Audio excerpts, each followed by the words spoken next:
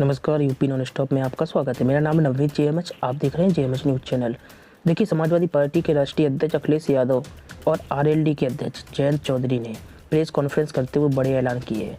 दरअसल यूपी के गाजियाबाद में संयुक्त प्रेस कॉन्फ्रेंस की गई और इस मौके पर अखिलेश यादव ने बीजेपी पर जमकर निशाना साधी आपको बता दें, अखिलेश यादव ने समाजवादी थाली लॉन्च करने का भी चुनावी वादा किया है। खास बात देखिए यहाँ पर यह है कि समाजवादी पार्टी के सुप्रीमो अखिलेश ने वादा किया है कि यूपी में सरकार बनने पर 10 रुपये में समाजवादी थाली देंगे। इस थाली में पौष्टिक आहार होगा और इसके अलावा आज उन्होंने फिर से अपने चुनावी वादों को याद दिलाया, जिसमें यूपी में सरकार बनने पर 300 यूनिट मुफ्त में बिजली और इसके अलावा समाजवादी पेंशन शुरू की जाएगी। खैर, अगली खबर जान लेते हैं। सपा के बारे में हमने जाना, सपा क्या ऐलान कर रही है उसके बारे में हमने जाना, तो अब लगे हाथ बीजेपी के बारे में भी हम जान लेते हैं। दरअसल उत्तर प्रदेश विधानसभा चुनाव 2022 के प्रचार को लेकर भाजपा की फायर ब्रांड नेता स्मृति ईरानी मेरठ पहुंची थी।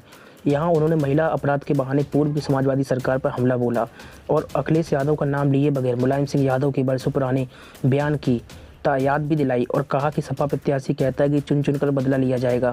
सपा का राज कोई भूला नहीं है। जब बहन की लाज बचाने के लिए भाइयों की हत्या की गई, ये वही सपा नेता है जिनके पिता गलत हरकत करते थे और समर्थन भी करते थे। लड़कों से गलती हो जाती है। इस चुनाव में मात्र एक उम्मीदवार नहीं बल्कि 5 साल का प्रयास और मेहनत आपके सामने से झुका रहा है। भाई आपको बता दें, स्मृति ईरानी ने इसी के साथ ही समाजवादी पार्टी पर विभिन्न प्रकार के तर्क, वितर्क और कुतर्क कहे हैं। खैर, अगली खबर जान लेते हैं।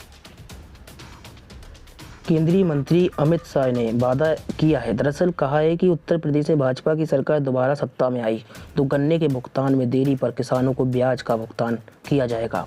आपको बता दें, सहारनपुर में मतदाताओं को संबोधित करते हुए भाजपा के वरिष्ठ नेता और गृह मंत्री अमित शाह ने कहा, कुछ किसानों ने मुझसे कहा कि गन्ने के भुगतान में देरी हो रही है, देरी के लिए उस मिल से वसूली की जाएगी और किसानों को गन्ने का भुगतान ब्याज सहित किया जाएगा। बता दें, अमित शाह ने किसानों के मुद्दे पर समाजवादी पार्टी के प्रमुख अखिलेश यादव पर भी निशाना साधते हुए कहा कि राज्य में 42 चीनी मिलें हैं, जिनमें से 21 मिलों को समाजवादी पार्टी और बहुजन समाज पार्टी बसपा ने बंद कर दिया। उन्होंने आगे दावा किया कि पहले सपा शासन के दौरान बिजली लगातार नहीं आती थी, लेकिन भाजपा सरकार ने शहरों में 24 घंटे 7 दिन और गांव में लगभग 22 घंटे बिजली देने का काम किया है। तो ये अमित शाह का बयान, जो केंद्रीय गृह मंत्री हैं और यूपी में लगातार भ्रमणशील है, इनकी ओर से निकल कर आया है। अब जान लेते हैं अगली खबर। कांग्रेस महासचिव प्रियंका गांधी वाड्रा ने आरोप लगाया है। दरअसल प्रियंका ने कहा है कि पार्टी को प्रयागराज में युवा घोषणा पत्र जारी करने से रोका गया। उन्होंने सरकार पर आरोप लगाते हुए कहा कि सरकार के दबाव में चुनाव आयोग और प्रशासन युवाओं के एजेंडे को दबाने और लोकतंत्र को कुचलने में लगा है। आपको बता दें, प्रियंका गांधी ने ट्वीट किया है और बीजेपी नेता भीड़ के साथ अभियान चलाएं, नफरत भरी बातें करें, प्रशासन का कोई एक्शन नहीं, ये लिखा है। और इसी के साथ ये भी लिखा कि कांग्रेस पार्टी आज प्रयागराज में युवा घोषणा पत्र जारी करने जा रही थी, जिसको रोका गया। सरकार के दबाव में चुनाव आयोग और प्रशासन युवाओं के एजेंडे को दबाने और लोकतंत्र को कुचलने में लगा हुआ है। उत्तर प्रदेश विधानसभा चुनाव को लेकर चुनाव आयोग ने एक बड़ा फैसला किया है। आपको बता दें, एग्जिट पोल पर रोक लगाने को लेकर चुनाव आयोग ने फैसला किया और जानकारी दी है कि यूपी में 10 फरवरी से 7 मार्च तक एग्जिट पोल पर बैन रहेगा। प्रिंट हो या इलेक्ट्रिक मीडिया, कोई भी एग्जिट पोल जारी नहीं करेगा। उत्तर प्रदेश के मुख्य चुनाव अधिकारी अजय कुमार शुक्ला ने कहा है कि 10 फरवरी को सुबह 7 बजे से 7 मार्च को शाम 6:30 तक एग्जिट पोल पर रोक लगाई जा रही है। चुनाव आयोग ने जारी आदेश में कहा कि कोई भी इस नियम का पालन नहीं करता है तो उसे 2 साल तक की जेल हो सकती है और उस पर भारी जुर्माना भी लगाया जा सकता है। मुख्य निर्वाचन अधिकारी ने कहा है कि लोक प्रतिनिधित्व अधिनियम 1951 की धारा 126A में प्रावधान है कि कोई व्यक्ति एग्जिट पोल नहीं करेगा और इस अवधि के भीतर एग्जिट पोल का परिणाम घोषित भी नहीं किया जाएगा। खैर, अगली खबर जान लेते हैं। अब बात कर लेते हैं यूपी की राजनीति में आम आदमी पार्टी क्या कर रही है। दरअसल यूपी के विधानसभा चुनाव 2022 में पहली बार उतर रही आम आदमी पार्टी अकेले ही 403 सीटों पर चुनाव लड़ेगी। आम आदमी पार्टी ने प्रत्याशियों की 5वीं सूची को जारी कर दिया है। उत्तर प्रदेश से बिना किसी दल के सहयोग से स्वच्छ राजनीति की परिभाषा सभी के सामने रखने की बात कहने वाली यानी कि आम आदमी पार्टी काफ़ी सोच समझ कर प्रत्याशियों का चयन कर रही है। आपको बता दें, आपके यूपी प्रभारी तथा राज्यसभा सदस्य संजय सिंह ने 40 प्रत्याशियों की इस सूची को जारी किया है और इस अवसर पर उन्होंने पार्टी की ओर से यूपी की दुर्दशा दिखाने के लिए चुनावी गीत यूपी में ईवा को भी लॉन्च किया है। 40 प्रत्याशियों की 5वीं सूची के साथ अब तक कुल 283 उम्मीदवार आम आदमी पार्टी घोषित कर चुकी है।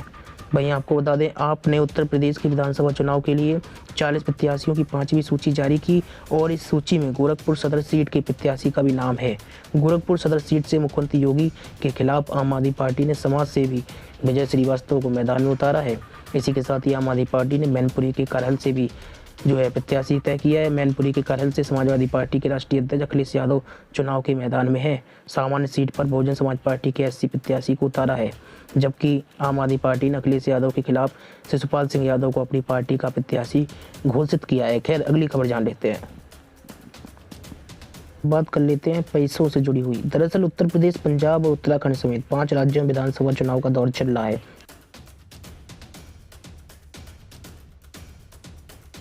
लगी है। इसी बीच आरोप प्रत्यारोप का दौर शुरू हो गया है। कांग्रेस के नेता रणदीप सुरजेवाला ने बीजेपी पर निशाना साधते हुए कहा कि साल 2013-14 में बीजेपी की संपत्ति 780 करोड़ थी, वहीं 19-20 में बढ़कर 4847 करोड़ पर पहुंच गई। और इसी के साथ ही तंज कसते हुए कहा कि इन सालों में देश का गरीब और मध्यम वर्ग और गरीब होता जा रहा है, लेकिन बीजेपी की संपत्ति 550% की बढ़ोतरी कैसे हो गई। सुरजेवाला ने कहा कि यही है न्यू इंडिया का मोदी मॉडल। मोदी राज में हमारा देश वाकई बदल रहा है। तो निश्चित तौर पर कांग्रेसी नेता का एक बड़ा आरोप देखने को मिला है। अगली खबर, अब बात कर लेते हैं उत्तर प्रदेश में कोविड टीकाकरण। जी हाँ, उत्तर प्रदेश में कोविड टीकाकरण तेजी से चल रहा है और ये संतोषप्रद है कि प्रदेश में 99.18% वयस्क आबादी टीके की पहली डोज प्राप्त कर चुकी है, जबकि 10 करोड़ से अधिक यानी कि 68.18% लोग टीके की डबल डोज पाकर सुरक्षित हैं।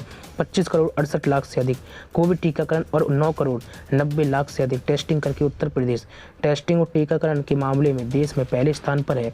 आपको बता दें, टीम 9 की बैठक में ये बातें मुख्यमंत्री सीएम योगी आदित्यनाथ ने कही है और इसी के साथ ही ये कहा है कि 3 जनवरी से प्रारंभ हुए 15 से 17 आयु के वर्ग के बच्चों के टीकाकरण में 63.68% से अधिक किशोरों ने टीका कवर प्राप्त कर लिया है। खैर, अगली खबर, अब बात कर लेते हैं किसानों से जुड़ी हुई। दरअसल किसानों के नेता राकेश टिकैत ने हिंदुस्तान टाइम्स को बताया कि केंद्र सरकार ने किसानों से किए गए समझौते के कुछ अहम बिंदुओं को अभी पूरा नहीं किया है।